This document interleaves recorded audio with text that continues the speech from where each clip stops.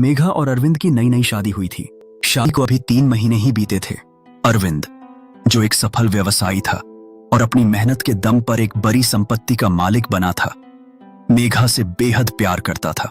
उसके लिए मेघा केवल पत्नी नहीं, बल्कि उसका सम्मान, उसकी प्रेरणा और उसके जीवन का केंद्र थी। उसने मेघा के लिए शहर के सबसे पॉश इलाके में एक आलीशान घर खरीदा था और उसकी हर छोटी बड़ी इच्छा को पूरा करने की कोशिश की थी। वह उसे रोज सुबह उठकर फूल देता, खुद अपने हाथों से चाय बनाकर पिलाता और ऑफिस जाने से पहले उसके लिए कोई ना कोई सरप्राइज छोड़ जाता था। लेकिन अरविंद के प्रेम की गहराई के विपरीत मेघा हमेशा थोड़ी मुरझाई हुई, गुमसुम और उदास रहती थी। उसकी आंखें हमेशा किसी अनजानी पीड़ा को छुपाती लगती थीं। वह अक्सर अपने में खोई रहती, जैसे उसका शरीर तो इस भव्य घर में था, पर उसका मन शहर के किसी पुराने धूल भरे कोने में भटक रहा हो। वह अरविंद की महंगी साड़ियों और जेवरों को पहनती थी, पर उसके चेहरे पर संतोष का एक भी भाव नहीं झलकता था। उसका चेहरा एक खूबसूरत लिफाफे जैसा था, जिसके अंदर का पत्र कभी पढ़ा ही नहीं गया था। अरविंद ने अपनी इस चिंता को अपनी मां, जिनकी मृत्यु हो चुकी थी, की तस्वीर के सामने कई बार जाहिर किया था। मां, मैंने मेघा को सब कुछ दिया, पर मुझे लगता है कि मैं उसे नहीं पा सका। उसका मन कहीं और है। एक शाम जब वे रात का खाना खा रहे थे, एक ऐसा खाना जिसे अरविंद ने मेघा की पसंदीदा डिश बनाने की कोशिश करते हुए खुद पकाया था, अरविंद ने अपनी चिंता को एक बार फिर जाहिर किया। डाइनिंग टेबल पर केवल दोनों की खामोशी और चांदी के बर्तनों की हल्की खनखनाहट थी। मेघा, जब से हम दोनों की शादी हुई है, तब से तुम्हारा बिहेवियर बदल गया है। तुम खुलकर हंसती नहीं हो, न ही मेरी आंखों में देखकर बात करती हो। मैंने तुम्हें हर खुशी देने की कोशिश की है। क्या मुझसे कोई भूल हुई है? उसकी आवाज में एक मासूम सा दर्द था। मेघा ने तुरंत नजरें चुरा लीं। उसके हाथ कांप रहे थे। नहीं, ऐसी कोई बात नहीं है। अभी नई शादी हुई है ना, थोड़ा एडजस्ट होने में समय लग रहा है। तुम्हें इतनी छोटी सी बात पर चिंता नहीं करनी चाहिए। उसने यह बात इतनी तेजी और कड़वाहट से कही कि लगा जैसे वह खुद को नहीं, बल्कि अरविंद को समझाकर चुप करा रही हो।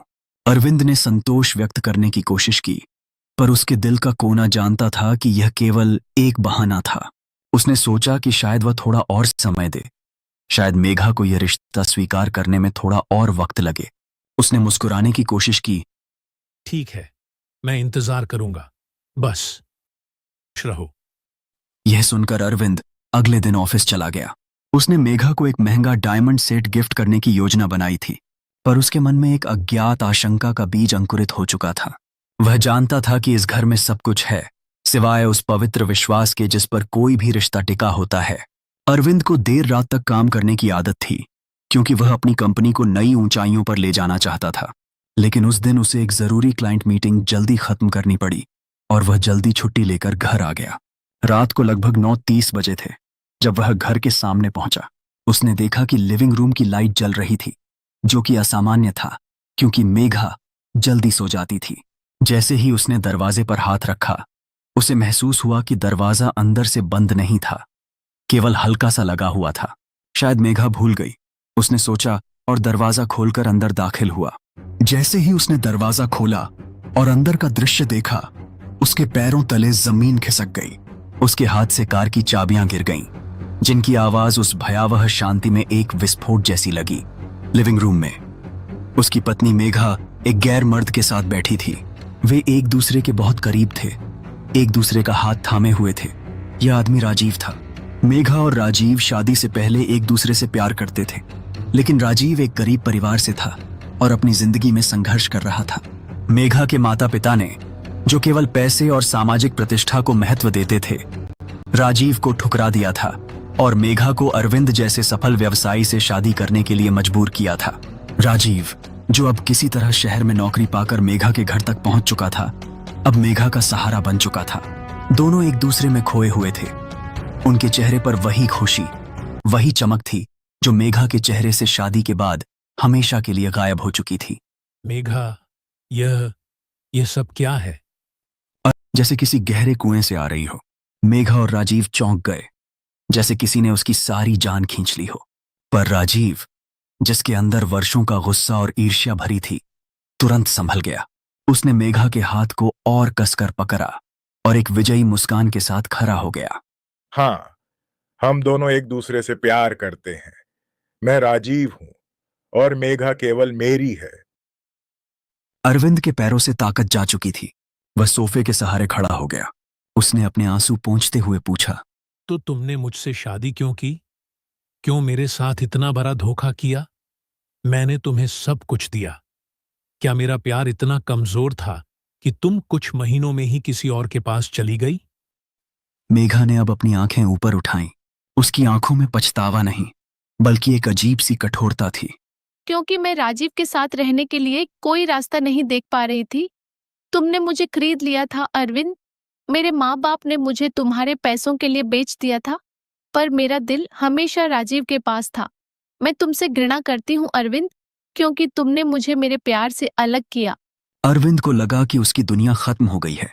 जिस औरत को उसने अपनी दुनिया माना, उसने उसे खरीद लिया गया कहकर ठुकरा दिया। उसके प्यार के बदले में इतना बड़ा धोखा, इतनी बड़ी घृणा सहा। उस पल अरविंद के मन में बदला लेने का कोई विचार नहीं आया। केवल एक अथाह खालीपन था। राजीव ने मौका देखा। उसकी आंखों में अब केवल क्रूरता और डर था कि कहीं अरविंद पुलिस को न बुला ले। बिना कुछ कहे उसने पास रखा हुआ एक भारी मार्बल शोपीस उठाया, एक ऐसी मूर्ति जिसे अरविंद ने खुद चुनकर मेघा को तोहफे में दिया था, और मेघा की ओर देखकर, जिसमें अब एक भयावह चुप्पी थी, अरविंद के सिर पर जोर से वार कर दिया। अरविंद चीख भी नहीं पाया। वह एक भारी बोझ की तरह जमीन पर गिर पड़ा। खून का एक गहरा धब्बा सफेद कालीन पर फैल गया। मेघा और राजीव ने मिलकर अरविंद को मार दिया। वे उसके शरीर को ठिकाने लगाने की साजिश रचने लगे। मेघा ने अपने हाथ में लगे खून को साफ किया और फिर दोनों ने मिलकर अरविंद के बेजान शरीर को घसीटा। अंततः उन्होंने उसे बाथरूम में बंद करके यह दिखाने की कोशिश की कि वह रात के अंधेरे में फिसल गया था और उसकी मौत एक दुर्घटना थी। फिर मेघा और राजीव उसी घर में, उसी बिस्तर पर एक साथ रहने लगे। मेघा जो पहले मुरझाई हुई रहती थी, अब वह खुश थी। अपने पति की जान लेकर उसे अपने प्रेमी का साथ मिल गया था। वे अब एक अवैध और शापित रिश्ते के बंधनों में बंध चुके थे, जिसकी नींव विश्वासघात और हत्या पर रखी गई थी। गांव के मुखिया छेदी जी एक भले और सामाजिक व्यक्ति थे। अरविंद उनका भतीजा नहीं था, लेकिन वह उसे अपने बेटे जैसा मानते थे, क्योंकि अरविंद ने अपनी ईमानदारी और मेहनत से गांव का नाम रोशन किया था। उन्हें अरविंद पर बहुत भरोसा था। जब उन्हें पता चला कि अरविंद अचानक गायब हो गया है, तो उन्हें विश्वास नहीं हुआ कि वह अपनी नई पत्नी को छोड़कर कहीं चला जाएगा। मेघा ने छेदी जी को फोन पर बताया था कि अरविंद अचानक गुस्सा होकर कहीं चला गया है और शायद कुछ दिनों में लौट आएगा। छेदी जी ने तुरंत उसके ऑफिस में फोन किया, जहां उन्हें पता चला कि अरविंद ने कोई छुट्टी नहीं ली है और न ही उसने किसी को कोई संदेश दिया है। छेदी जी तुरंत शहर में अरविंद के घर पहुंचे। उन्होंने घर का दरवाजा खटखटाया। मेघा ने दरवाजा खोला। मेघा, अरविंद कहाँ है? वह इतना लापरवाह नहीं हो सकता। चाचा जी, मैंने आपको बताया ना, वह मुझसे झगड़ा करके चला गया। उसने फोन भी बंद कर दिया है। वह बहुत शांत और संयमित लग रही थी। छेदी जी ने अंदर झांका। राजीव सोफे पर बैठकर चाय पी रहा था, जैसे वह घर का मालिक हो। यह कौन है? यह मेरा दूर का भाई है। मेरी मदद करने आया है, क्योंकि मैं अकेली हूँ। छेदी जी को दाल में कुछ काला लगा। राजीव की आंखें चुराना और मेघा का यह असामान्य सुकून उन्हें बहुत खटक रहा था। उन्होंने तुरंत पुलिस स्टेशन में अरविंद को खोजने के लिए एक एप्लीकेशन दी। इंस्पेक्टर साहब, अरविंद ऐसा नहीं है जो अपनी पत्नी से नाराज होकर अचानक भाग जाए। मुझे इस बात पर शक है कि उसकी पत्नी कुछ छुपा रही है। आप कृपया इसकी जांच कीजिए। छेदी जी ने इंस्पेक्टर राम सिंह से कहा। पुलिस ने एक हल्की एफआईआर दर्ज की और कहा, मुखिया जी, अरविंद मिलता है तो मैं आपके पास लेकर आऊंगा। यह नई शादी के मामले हैं। अक्सर छोटी बातों पर झगड़ा हो जाता है और लोग भाग जाते हैं। उन्होंने घर वापस आकर अपनी पत्नी से कहा, मेघा का व्यवहार सामान्य नहीं था और वह राजीव नाम का आदमी, मुझे वह बिल्कुल पसंद नहीं आया। मुझे लगता है कि कुछ बहुत गलत हुआ है, पर पुलिस मेरी बात नहीं सुन रही। इधर मेघा और राजीव अपने अपराध को छिपाकर उसी घर में चैन से रह रहे थे। वे एक तरह से जीत का जश्न मना रहे थे, जो कि एक मृत शरीर पर बनी थी। वे अरविंद के बैंक खातों और संपत्ति के कागजात को अपने नाम कराने की योजना बना रहे थे। एक रात दोनों घर में बैठे थे। वे महंगी शराब पी रहे थे और अपने भविष्य की योजना बना रहे थे। राजीव, अब हम आजाद हैं। अरविंद का डर हमेशा के लिए खत्म हो गया।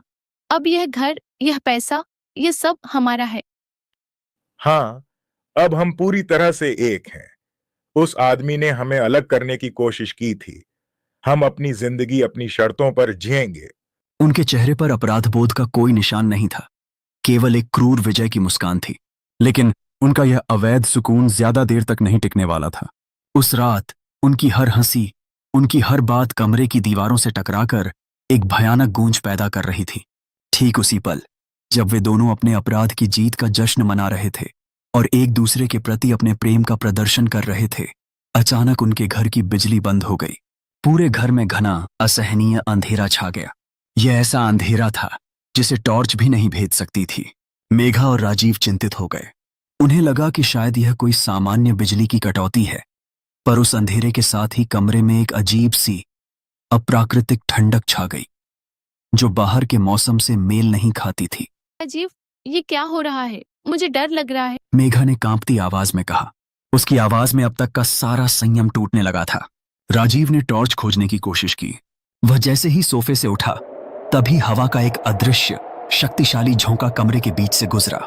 झोंका इतना तेज था कि डाइनिंग टेबल पर रखे कांच के बर्तन और शोपीस जमीन पर गिरकर टूट गए। फिर उनके ठीक सामने, अंधेरे के बीचों बीच, एक हल्की नीली रोशनी जल उठी। वह रोशनी धीरे धीरे एक मानव आकृति में बदल गई। यह थी अरविंद की आत्मा। उसका सिर उस मार्बल शोपीस के वार से लगे खून से लथपथ था। उसकी आंखें दर्द, विश्वासघात और प्रतिशोध से जल रही थीं, और वे सीधे मेघा और राजीव की आत्माओं में झांक रही थीं। मेघा और राजीव की सांसें अटक गईं। उनके शरीर डर से लकवाग्रस्त हो चुके थे। वे हिल भी नहीं पा रहे थे। मेघा ने डर के मारे चिल्लाकर पूछा, अरविंद, तुम जिंदा हो? अरविंद की आत्मा की आवाज पूरे कमरे में एक भयानक गूंज के साथ फैल गई। नहीं, तुमने मेरे प्यार को अपने पैरों तले रौंद दिया था। अब तुम दोनों नहीं बचोगे। इस घर में मेरी आत्मा तुम्हें कभी शांति नहीं लेने देगी। तुम्हें अपनी हर रात के लिए तद्दच बनना पड़ेगा। अरविंद, मुझे माफ कर दो। मैंने तुमसे धोखा किया, मैंने अपराध किया। प्लीज हमें बख्श दो। राजीव ने मुझे भड़काया था। माफ? मैंने तुमसे इतना प्यार किया। मेरी आंखों में केवल तुम्हारे लिए सपने थे। मेरा क्या कसूर था कि तुमने मुझे मार दिया? मेरे प्रेम का क्या यही सिला था। अरविंद की आत्मा राजीव की ओर बढ़ी और उसे अदृश्य शक्तियों से उठा लिया। राजीव हवा में छटपटा रहा था, चिल्ला रहा था, पर उसकी आवाज बाहर नहीं जा रही थी। उसे लग रहा था जैसे किसी ने उसके गले को लोहे की जंजीरों से जकड़ लिया हो। उसके चेहरे पर अब वही दर्द को वापस आने के लिए मजबूर किया था, और साथ ही अपने एक परिचित तांत्रिक बाबा को भी ले आए थे। इंस्पेक्टर राम सिंह ने दरवाजा तोड़ा। अंदर का दृश्य देखकर पुलिसकर्मी भी डर से कांप उठे। राजीव हवा में छटपटा रहा था, मेघा चीख रही थी, और नीली रोशनी में अरविंद की आत्मा मौजूद थी, जो सियाबाब राजीव पर अपना वार करने वाली थी। छेदी जी, यह तो सचमुच अरविंद की आत्मा है। अरविंद, शांत हो जाओ। प्रतिशोध से तुम्हें शांति नहीं मिलेगी। न्याय के लिए तुम्हें शांति का रास्ता अपनाना होगा। बाबा ने जमीन पर बैठकर अपनी आंखें बंद कीं और एक शक्तिशाली मंत्र पढ़ा। जैसे ही मंत्र की शक्ति बढ़ी, अरविंद की आत्मा की नीली रोशनी कमजोर पड़ने लगी। वह अंतिम बार मेघा और राजीव को घूर कर देखने लगा। उसकी आंखों में अब प्रतिशोध से ज्यादा दुख था। छेदी जी, इन्होंने मुझे मारा है। मेरी पत्नी, जिसे मैं अपना समझ रहा था, उसी ने धोखा दिया। बाबा ने मंत्र को अंतिम शक्ति दी और अपनी हथेली से एक पवित्र भस्म का झोंका आत्मा की ओर फेंका। अरविंद की आत्मा को शांति मिली और वह धीरे धीरे विलीन हो गया। राजीव और मेघा जमीन पर बेहोश होकर गिर पड़े। उनके चेहरे पर अपराध और डर की भयानक छाप थी। पुलिस ने तुरंत दोनों को हिरासत में लिया। इंस्पेक्टर राम सिंह ने खुद घर की तलाशी ली और बाथरूम में बने एक गुप्त कोठरी से अरविंद का मृत शरीर भी बरामद किया। उनके सिर पर लगे घाव से यह साफ हो गया था कि यह दुर्घटना नहीं, बल्कि हत्या थी। बेचारे अरविंद की क्या गलती थी? उसने तो केवल सच्चा प्यार किया था। उन दोनों ने अपने स्वार्थ के लिए एक मासूम की जान ले ली। मेरा दिल टूट गया। शादी करने से पहले औरत का चरित्र और उसका सच्चा मन देख लेना चाहिए। केवल बाहरी सुंदरता और प्रेम के दिखावे में आकर उसने अपनी जान गंवा दी। किसी भी रिश्ते की असली बुनियाद पैसा नहीं, केवल और केवल विश्वास होता है। विश्वासघात का फल हमेशा भयानक होता है।